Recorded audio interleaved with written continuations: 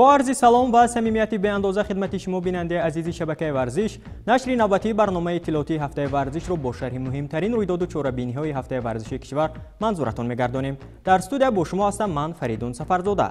پس بیایید نگریم که هفته سپری شده در حیات ورزشی کشور چه نوگانی‌ها و چه نتیجه‌ها از خود باقی گذاشت. متوجه باشید به سرخط خبرها. افتتاح قصر ورزشی پهلوانان سعودی از جانب پیشوای ملت ارمغان برای ورزشکاران شهر پنجکند. مشتن صاحب نام کشور بهادر عثمانوف با نشان طلا از فنلاندیا برگشت. فستیوال فوتبال برای دخترانی از 6 تا 12 ساله در 8 شهر و ناحیه‌های کشور با مرام جریان دارد. مسابقه جمهوریوی اوید به تنیس در شهر خوجند به انجام رسید. باشگاه پنجشیر ناحیه جلال‌الدین بلخی به موسم نوی لیگ یکم فوتبال کشور آماده است.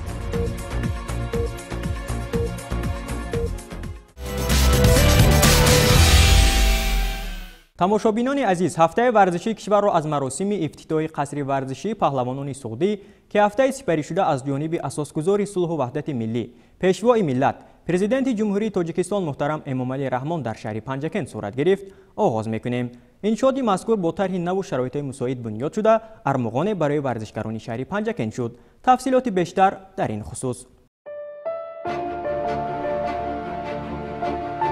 14 اپریل اساسگزار صلح و وحدت ملی، پیشوای ملت، پرزیدنت جمهوری تاجیکستان محترم امامعلی رحمان در شهر پنجکند قصر ورزشی پهلوانان سعودی را که از روی لایحه زیبای و زمانوی بنیاد شده است مورد استفاده قرار دادند. در انشاءات نوی ورزشی که در کوچه لایق شیرعلی شهر پنجکند از حساب مبلغ‌های بودجتی ولایت سوخت ساخته شده است، 10 ساکن محلی صاحب جای کاری دائمی شدند. در رفت کارهای ساختمانی در قصر ورزشی پهلوانان سعودی بیش از 60 نفر ساکن محلی به کارهای ساختمان و وصل‌کنی جلب گردیده همه کارها با صفت بلند به انجام رسانیده شدند. مساحت انشاءات 960 متر مربع بوده. تالار ورزشی دارای 300 جای نشست می باشد. برای استفاده ورزشکاران در قصر ورزشی پهلوانان سعودی به غیر از تالارهای مشق و تمرین، حجره‌های کاری، خانه شستشو و لباسپوشی مردانه و زنانه ساخته شدند. بنیاد قصر ورزش با سپارش پیشوای ملت محترم امامعلی رحمان با مقصد فراهم آوردن شرایط خوب مشق و تمرین، احیا و رشد نمودهای گوناگون ورزش از جمله گشتین ملی، جودو، گشتین سامبا و نمودهای دیگری ورزشی ملی به راه مانده شده است.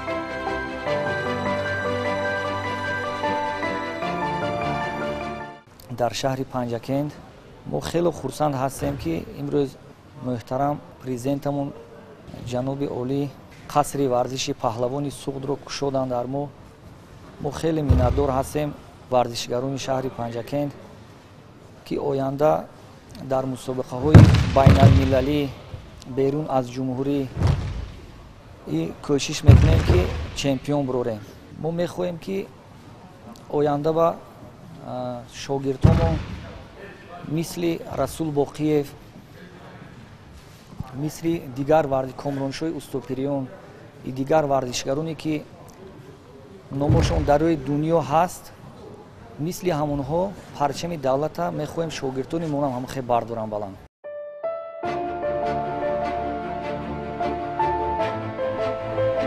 هدف دیگری بنیاد انشاءات عمومیت ورزش و تربیت جسمانی، جلب بیشتری جوانان و نورسان به آب و تاب بدن می باشد. لایحه انشاءات ورزشی با در نظر داشت عنصرهای معماری و آرایش خاص زمان معاصر و فراهم آوردن شرایط معیاری مشغول شدن نورسان و جوانان به مشق و تمرین، برگزاری چهاره‌بینی و مسابقه‌های ورزشی تهیه گردیده است. سرور دولت محترم امامعلی رحمان بعد بازدید از قصر ورزشی پهلوانان سعودی به کارهای ساختمانی بهای بلند داده، مشغول شدن به ورزش و تربیت جسمانی را عامل مهم تأمین سالمی هر نفر، آماده شدن به مسابقه‌های ورزشی و به طور شایسته معرفی نمودن دولت و ملت را در مسابقه‌های بین المللی ارزیابی نمودند.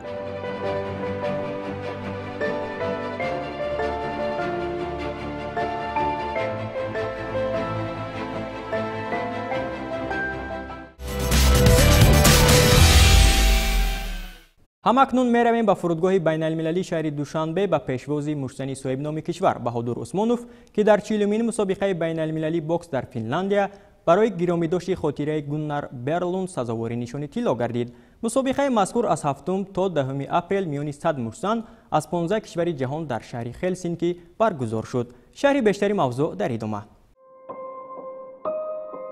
صبح 13 اپریل مرسانی نامور کشور بهادر عثمانوف با نشان طلای مسابقه بین المللی به وطن برگشت. بهادر را در فرودگاه بین المللی شهر دوشنبه نزدیکان و پیوندان، نمایندگان کمیته ملی المپی، مسئولین از کمیته کار با جوانان و ورزشی نزد حکومت جمهوری تاجیکستان و دیگر نمایندگان ساحه ورزشی مملکت گرم و صمیمی استقبال گرفتند. مرسانی ما در این مسابقه زیر وزن 63.5 کیلوگرم برآمد کرده، همچنین بهترین مرسان میانی مردان در وزن خود دانسته شد. مسابقه در 2021 مسابقه من بود که در شهر اروپا هلسینکی فنلاند برگزار کردید. در آنجا من 3 رقیب داشتم، هر 3 رقیب رو مغلوب کرده سزاوار جهانی اول شدم. به مربی زیر گردون معتبر نتوان شدند. البته سهم مربی میرزا شمسیف در دستاوردهای بهادر بی‌نظیر است. همکنون پس از این مسابقه آنها یک جایه با مربی و چمپیونات آسیا اید به بوکس که پس از 2 ماه دایر می‌گردد آماده می‌شوند. ورزشگر به مسابقه نمی‌رسد، فقط وقتی که روان می‌کنند مسابقه به ما خرسندیم. رفته اشتراک میکنیم، اشتراک کرده میبینیم نتیجه رو نشان داده. تکنیک تاکتیک بکسوری که در خارجه و کمک بلندتر ما برای همین و وقتی اگر که تمرین کنیم با زیادتر ما میتونیم نتیجه دادن. از فرودگاه بین المللی شهر دوشنبه پس از استقبال گرمی بهادر عثمانوف روی می‌آوریم به چهاربینی‌های ورزشی شمالی کشور. انیخترش به مسابقه جمهوری اوید به تنیس که بیش از 120 ورزشکار را دوام 4 روز از منطقه کشور در ولایت سوغد به مسافه هم آورد. هفته سپری شده در میدان ورزشی مؤسسه دولتی مکتب ورزشی رقم 1 شهر خوجند مسابقه جمهوری اوید به تنیس بین کودکان و نورسان و جوانان گذرانیده شد. در این چهاربینی ورزشی جمهوری بیش از 120 نفر ورزشکاری از 12 تا 17 ساله از شهر دوشنبه و ولایت‌های سوغد و ختلان شرکت ورزیدند. بنابر اطلاع مسئولین مسابقه، این چهاربینی ورزشی با مقصد بلند برداشتن ملکه ورزشکاران، ترغیب و تشویق رشته تنیس میان اهالی و انتخاب بهترین ورزشکاران کشور برای اشتراک در مسابقه‌های بین المللی در پیش ایستاده راه اندازی کرده شد. باعث خوشحالی است که امروز این رشته ورزش در قلمرو کشور در حال رشد بوده هواداران خاص خویش را دارد. البته مشغول شدن به تنیس از چند جهت به سلامتی انسان هم فایده مفید دارد. همین است که طبقه جامعه سر کرده از کودکان و نورسان تا جوانان و کلانسالان به این نمود ورزش اندرمان میشوند. زیاده از 12 مسابقه بین المللی امسال برگزار میگردد. در آینده ما نقشه‌های کلان داریم. از 18 اپریل سر کرده ما 4 تا شروع میکنیم با 4 تا مسابقه بین المللی. پس از آن در ماه ایول و آگوست 4 تا دیگر مسابقه بین المللی که یکی از آنها جام پرزیدنت جمهوری تاجیکستان می باشد که همه ساله با دستگیری کمیته کار با جوانان و ورزش نزد حکومت جمهوری تاجیکستان برگزار می گردد. مسابقه در نمودهای انفرادی، جفتی و دسته‌بندی جریان گرفته، اشتراکچیان برای دریافت مقام‌های فخری بین هم سبقت کردند. هر کدام تنیس باز کوشش میکرد تا با امتیازهای بیشتر رقیبش را سرافکنده کند و جهت اشتراکش را در مسابقه‌های من بعده تأمین نماید. در انجام مسابقه جمهوری بیشتری نشانهای فخری را از نمود انفرادی و جفتی تنیس بازان شهر خوجند به گرفتن نشان طلا، تنیس بازان شهر دوشنبه به گرفتن نشان نقره و تنیس بازان ولایت ختلان به گرفتن نشان برنجی مسابقه دست یافتند.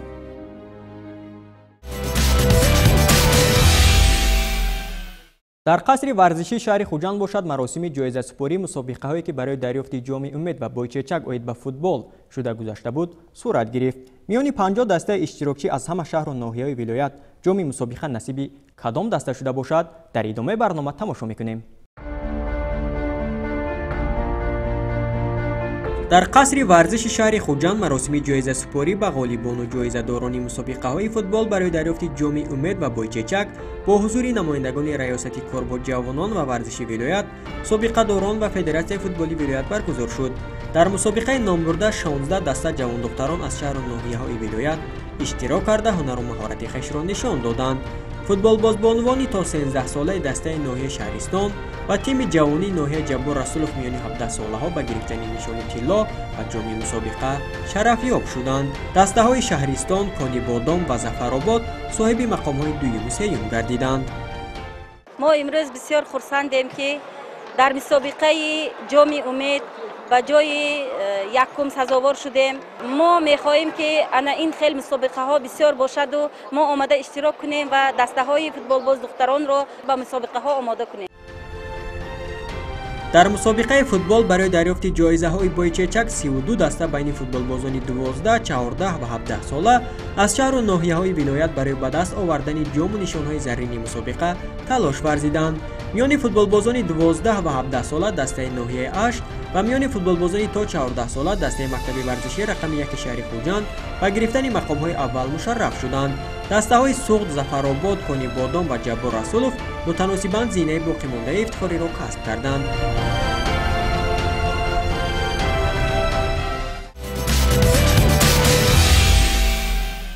ҳамакнун ба рӯйдодҳои варзишии шаҳру ноҳияҳои вилояти Хатлон мутаваҷҷеҳ мешавем.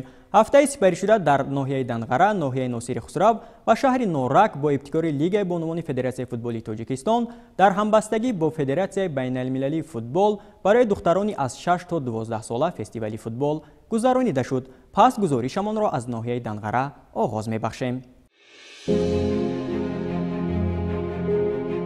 боиси фаҳмандест ки давоми чанд соли охир бо ташаббуси Лигаи бонувони Федератсияи футболи Тоҷикистон барои ҳарчи бештар ҷалб кардани духтарон ба варзиши рақами 1 сайёра, яъне футбол, фестивалҳои ҷолибу шавқовар гузаронида мешавад. соли гузашта ҳам шумораи чунин фестивалҳо дар қаламрави кишвар кам набуданд. имсол Лигаи бонувони Федератсияи футболи кишвар дар доираи барномаи FIFA Women's Football Campaign 8 фестивалро дар шаҳру ноҳияҳои Данғара, Норак, Бешкент, Вахш, Ваҳдат, Душанбе, Бустон ва Шаҳристон ба нақша гирифтааст ва то охири ҳамин моҳ марҳила ба марҳила фестивалҳо ҷараён мегиранд.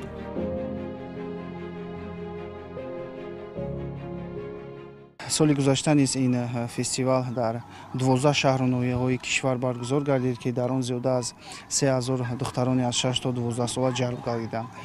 ва имсол бошад бо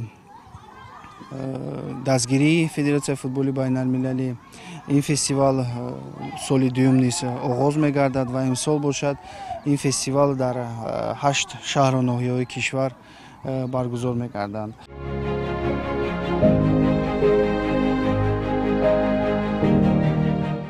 Лигаи футболи бонувони Федератсияи футболи Тоҷикистон дар доираи барномаи FIFA Women's Football Campaign имсол фестивали футбол миёни духтаронро аз ноҳияи Данғара оғоз кард. аз субҳи барвақт дар варзишгоҳи марказии ноҳияи Данғара беш аз 100 духтари аз 6 то 12 сола барои иштирок дар ин чорабинии солимгардонӣ ва фарҳангиву фароғатӣ бо як ҳиссиёти ҷолибу рӯҳияи болида омада буданд. дар фестивал инструктори оммавии футболи Федератсияи футболи Тоҷикистон Одил Каримов бо духтарон бозиҳои гуногуни варзишро таҳти мусиқии форам талқин мекард ки барои ҳар кадом иштирокчӣ писанд буд. ман Азизова Омина синфи дуюве мебошам. ман дар инҷо бозӣ карда истодем бо дугонаҳоям. ман мехоҳам ки дар ноҳияи Данғара ин чорабиниҳо баргузор шаванд. ман дар оянда мехоҳам ки футболбоз шавам.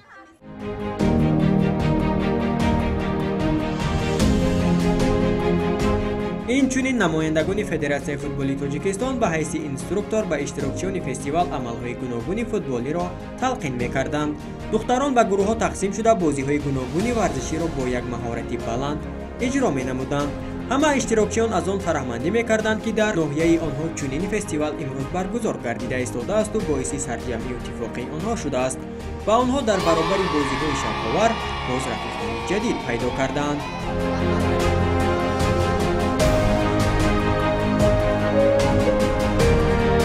рӯзи 16 апрел корвони фестивали футбол ба шаҳри Энергетико, яъне шаҳри Норак расид. шаҳре ки дорои табиати нотакрор асту барои баргузории фестивали имрӯза макони мувофиқ аст. дар майдончаи варзишии шаҳри Норак наздики 100 нафар духтари аз 6 то 12 сола бо масрурию болидароҳӣ барои ширкат дар ин чорабинии солимгардонӣ фароғатӣ ҳузур доштанд. و با یک سرگرمی تمرین‌ها را جالب و شوق‌آور اجرا می‌کردند. اینستروکتوری عمومی فوتبال فدراسیون فوتبال تاجیکستان عادل کریموف چون هر وقت با دختران تحت موسیقی فورم عملهای گوناگونی ورزشی را از روی طرح‌ریزی برنامه تلقین می‌کرد. Здравствуйте, меня зовут Каримова Джунона. Я учусь в втором классе. Всем спасибо, что вы сделали нам, детям, такой фестиваль. Мы очень рады, что в городе Нуреке такой фестиваль начался только для девочек. Мы очень рады. Спасибо для вас очень большое. امسال لیگ بانوان فدراسیون فوتبال تاجیکستان با دستگیری فدراسیون بین المللی فوتبال نقشه دارد در 8 شهر و ناحیه‌های جمهوری با جلب بیش از 3,500 دختر فستیوال‌های خویش را برگزار نماید تا اینکه دختران امکان پیدا کنند حداقل در چنین چهاربینی‌ها فوتبال بازی کنند. در فرجام به اشتراکچیان توپ و پیراهن‌های فوتبالی تقدیم کرده شد. هفته سپری شده روز 15 اپریل در چهارچوبه برنامه رشد فوتبال در تاجیکستان تحت عنوان فیفا وومنز فوتبال کمپین میان دختران از ناحیه ناصر خسرو نیز برگزار گردید. هدف چهاربینی ورزشی فیفا وومنز فوتبال کمپین ترغیب فوتبال زنانه در تاجیکستان، تغییر دادن تصورات فوتبال دخترانه در کشور و جلب آنها به فوتبال بازی میباشد. فستیوال در شکل بازی‌های شب‌آور برگزار گردید. در فرجام فستیوال از جانب کمیته تدارکات به هر کدام اشتراکچی در برابر لباس‌های ورزشی اینچنین توپی فوتبال انعام گردید. عید فوتبال با عکسبرداری حاضرین همچون خاطره به انجام رسید.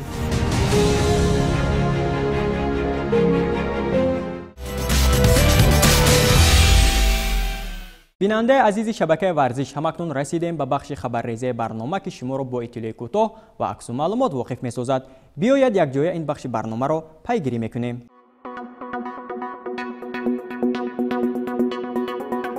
از 9 تا 12 اپریل هفته گذشته در تالار ورزشی چمپیون ناحیه جبار رسولوف و ناحیه باباجان غفوری فی ولایت سوخت مسابقه جمهوریوی آید به والیبال میان مردان و بانوان تشکیل و گذرانیده شد. در مسابقه بیش از 250 نفر ورزشکار از هیئت 16 دسته از شهر و ناحیه‌های ولایت برای نشانهای فخری تلاش ورزیدند. در نتیجه میان مردان والیبال بازان جبار رسولوف، اشت و بوستان متناسباً زینهای فخری را اشغال کردند. میان بانوان دسته‌های ناحیه جبار رسولوف، ناحیه باباجان غفورov و ناحیه عینی نشانهای افتخاری را صاحب شدند. هفته سپری شده در میدانچه تازه بنیاد جماعت دهاتی قهرمانی ناحیه میر سید علی حمدانی مسابقه فوتبال خرد بین نورسانی سالهای تولدی 2007-2008 از جماعت دهات ناحیه برگزار گردید. در مسابقه 12 دسته 5 روز برای به دست آوردن جام نشانه زرین مسابقه تلاش ورزیدند. در دور نهایی مسابقه دسته نورسانی مکتب ورزشی با تیم جماعت دهات قهرمانی ناحیه میدانداری کردند که در نتیجه دسته نورسانی مکتب ورزشی ظفر یافت. در انجام دسته‌های غالب از جانب مسئولین قدردانی کرده شدند. در میدان‌های تازه بنیاد مؤسسه دولتی مکتب ورزشی ولایتی در جماعت دهات ضربدار شهر کولاب مسابقه‌های گوناگون ورزشی بین دهه‌ها از 4 نمود ورزش از جمله گشتنی ملی، فوتبال و والیبال و ششکه و شahmat ادامه دارند. مسابقه مذکور روزهای نزدیک جنبش می‌گردد و دسته‌های غالب در برابر دریافت افتخارنامه و دیگر تحفه‌های خاطروی باز به مرحله بعدی مسابقه‌های دهه به دهه سفربر کرده می‌شوند. 22 اپریل چمپیونات تاجیکستان آید به فوتبال میان دسته‌های لیگ یکم آغاز می‌شوند. دسته پنجشیر ناحیه جلال‌الدین بلخی جهت نتیجه خوب نشان دادن در موسم امسال مسابقه تمرین‌هایش را بروقتر شروع کرده کمبودی‌های در دسته جای داشته را برطرف کرده ایستاده است. یادآور می‌شویم که در لیگ یکم 12 دسته هنرنمایی می‌کنند. دسته پنجشیر بازی یکمش را با تیم سرای کمری ناحیه 5 انجام می‌دهد.